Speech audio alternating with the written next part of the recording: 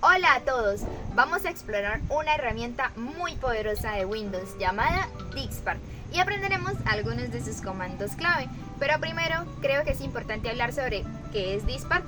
Pues verán, Diskpart es una utilidad de línea de comandos que nos permite administrar discos y particiones en Windows. Es como tener un control total de nuestro almacenamiento. Comencemos con esto. Empezaremos por ListDisk, será nuestro punto de partida, ya que nos mostrará todos los discos disponibles en nuestro sistema. Con esto podremos pasar a nuestro segundo comando, que será SelectDiskN. Con N nos referiremos al número del disco que se desea administrar, ya que SelectDisk lo que hace es permitirnos seleccionar un disco que deseemos en específico. Empezaremos con el comando clean. Tengan un poco de cuidado con este comando, ya que lo que hace es limpiar el disco seleccionado, eliminando todas las particiones y datos. Como podrán intuirlo, no hay vuelta atrás. Pasaremos a un comando bastante importante, el cual es Create Partition Primary. Con él podemos crear una partición en un disco. Esto es esencial para organizar el almacenamiento. No te preocupes, más adelante te explicaremos por qué. Pasaremos a Select Partition N. Una vez que ya tenemos una partición, podemos seleccionar dicha partición mediante este comando. La N, pues como ya sabrán, es el número de la partición que deseamos seleccionar y es útil cuando tenemos una lista de varias particiones en un disco. Pasaremos a Delete Partition. ¿Qué pasa si necesitas eliminar una partición? Pues aquí entra Delete Partition sin necesidad de borrar la información de todo el disco, pero igualmente, igual que Clean, a diferencia que, pues, como ya lo mencioné, estás con la partición, es irreversible. Ahora hablaremos sobre el comando Extend, que lo que hace es permitirnos aumentar el tamaño de una partición ya existente. Es como darle más espacio a tu disco duro. De la mano de este está Shrink, que lo que hace es permitirnos reducir el tamaño de una partición. Esto es genial para administrar el espacio de almacenamiento de una manera más eficiente. Ahora pasaremos a Format EFS NTFS Quick. Es un poco largo, lo sé, y lo que nos permite es que después de crear o modificar una partición, puedes usar ese comando para formatearla y es esencial para preparar la partición para su uso. Por último, hablaremos de Assign Letter. Lo que hace es asignarle una letra de unidad a tu partición recién formateada. Es como darle un nombre a tu disco.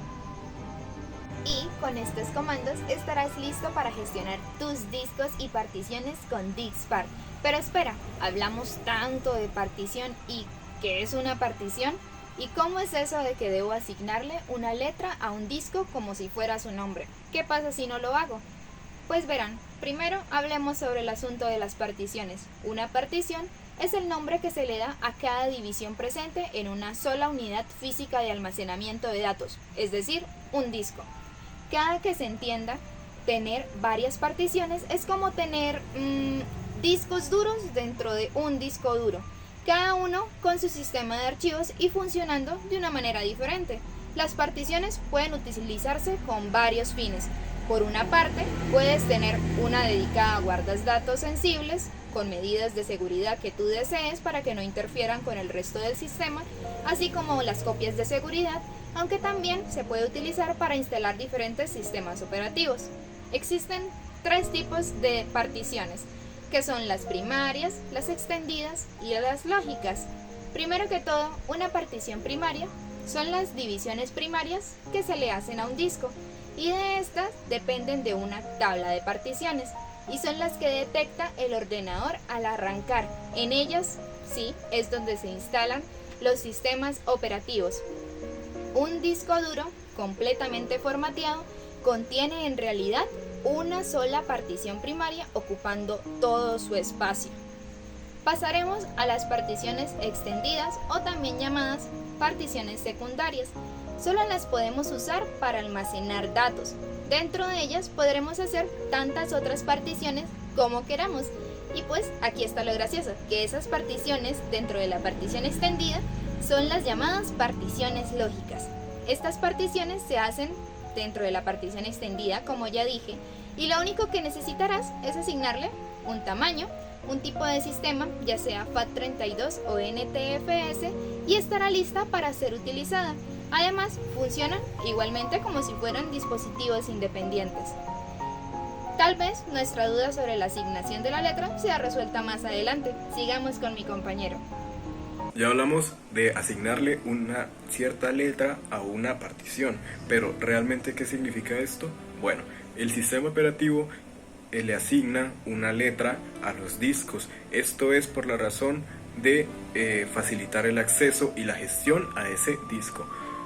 Como dato curioso, por razones históricas, las letras A y la letra B no se pueden asignarle a los discos. Esto es debido a que la letra A y la letra B antiguamente estaban reservadas para las unidades de disquete o floppies, y actualmente esas letras están reservadas. Es debido a esa razón que por lo general el sistema operativo y la unidad principal de almacenamiento se guardan la letra C. Y a todo esto, ¿es estrictamente necesario que un disco tenga una letra asignada para yo poder seguir almacenando datos en él? Pues la respuesta es no. No necesariamente un disco tiene que tener una letra asignada para poder seguir almacenando datos en él, pero poder acceder a estos archivos una vez almacenados en este disco no es una tarea muy sencilla y puede llegar a ser bastante complicado. Es debido a estas razones que Windows o cualquier sistema operativo le asigna una letra a los discos. Ahora sí, una vez ya teniendo una letra asignada en el disco, también se la podemos remover mediante dispar. Esto es mediante el comando removeLetter, que es bastante sencillo. Únicamente tenemos que escribir removeLetter igual a la letra del disco a la que se lo queremos remover, y sencillamente dispar le remueve esa letra. Ahora vamos a ver el comando offline disk y online disk. Estos comandos sirven para jugar con el estado del disco. Cuando un disco está en línea, es posible acceder a él mediante el sistema operativo o mediante las aplicaciones, y en este se podrán almacenar datos y archivos, etc. Cuando un disco no está en línea, no es posible acceder a este mediante el sistema operativo o las aplicaciones. Esto puede ser útil en diversos casos, como factores de seguridad o mantenimiento. Ya hemos visto varios comandos que alteran el disco, pero a veces dispar no actualiza estos cambios cuando se muestra en el comando, por ejemplo, listDisk. Pero si queremos actualizar estos cambios, podemos usar el comando rescan, que lo que hace es rescanear la información de los discos y actualizarla en la lista. Pienso que de toda la lista de comandos, este es el más poderoso, y es que estamos hablando del clean all. El clean all lo que hace es escribir ceros en cada espacio de memoria del disco, lo que hace cualquier información almacenada anteriormente en este sea totalmente irrecuperable. Y es que, como dato curioso, cuando borras un archivo de tu sistema, realmente no se borra, simplemente el espacio que ocupaba queda marcado o etiquetado como espacio libre, pero el archivo probablemente aún esté ahí en el disco. Y es por eso que existen diversas técnicas para recuperar esta información, pero con el clean all, al escribir en cada espacio de memoria cero, toda la información se pierde. Y ahí es la diferencia entre el clean y el clean all, ya que el clean all borra absolutamente todo, en cambio el clean solo borra la tabla de particiones.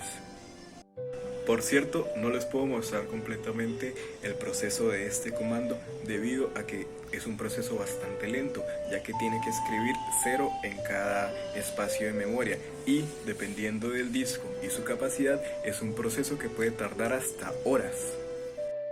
Anteriormente vimos cómo formatear una partición a un sistema de archivos NTFS, pero si lo que queremos es formatearlo a FAT32, podemos usar el mismo comando format, solo cambiando el FS por FAT32. FS se refiere a File System o Sistema de Archivos. Entonces, ¿cuál es la diferencia entre FAT32 y NTFS? Bueno, ambos son sistemas de archivos, solo que se considera que el NTFS es más avanzado que el FAT32. Esto debido a ciertas diferencias.